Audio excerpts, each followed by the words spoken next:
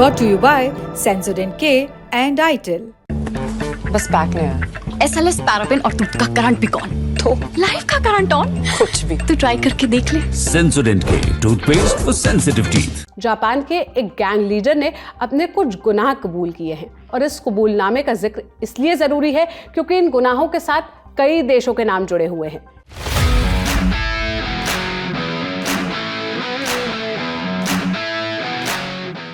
इस गैंग के लीडर का नाम है ताकेशी एबिसावा। ये जापान के एक गैंग याकुजा का लीडर है।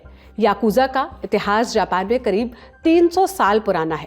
ताकेशी ने कबूल किया है कि उसने म्यांमार से ईरान को परमाणु सामग्री बेचने की साजिश रची।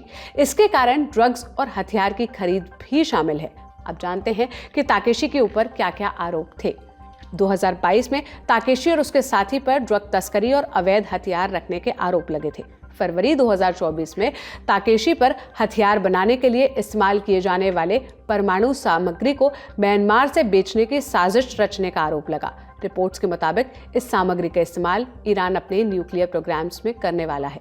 इसके अलावा उस पर आरोप है कि उसने म्यांमार के एक विद्रोही गुट के लिए हथियार की खरीद की डील की। हथियारों के बदले उसने अमेरिका में भारी मात्रा में ड्रग्स की बिक्री की। गार्डियन की रिपोर्ट के मुताबिक हथियार खरीद के डील में सरफेस टू एयर मिसाइल भी शामिल थी।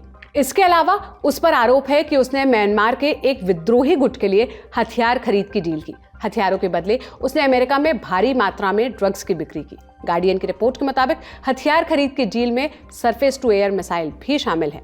अभी आपने ऊपर विद्रोही गुट शब्द सुना, ये यहाँ पर अहम है। आप पूछेंगे क्यों?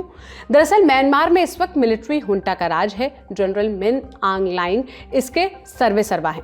फरवरी 2021 में हुए तख्तापलट के बाद से ही म्यांमार की पूरी व्यवस्था उनके इशारे पर चलती है। सेना ने तख्तापलट के बाद लोकतांत्रिक चुनाव कराने का वादा किया था, लेकिन अब तक चुनाव नहीं हुए हैं। इसके खिलाफ कुछ विद्रोही गुटों ने मोर्चा खोल दिया है। इन गुटों को देश के कई हिस्सों में जीत भी मिली है। ताकेशी का पर्दाफाश तब हुआ जब अमेरिका की ओर से चलाए गए एक अंडरकवर ऑपरेशन में ताकेशी ने यूरोपियन और प्लूटोनियम बेचने की कोशिश की। अमेरिकी डिपार्टमेंट ऑफ जस्टिस के मुताबिक इनका इस्तेमाल हथियार बनाने के लिए किया जा सकता है। अमेरिकी अंडरकवर एजेंट ने उसके सामने ईरानी जनरल होने का ढोंग रचा और बताया कि उसे ये सामग्री ईरान के न्यूक्लियर प्रोग्राम में इस्तेमाल करने के लिए चाहिए।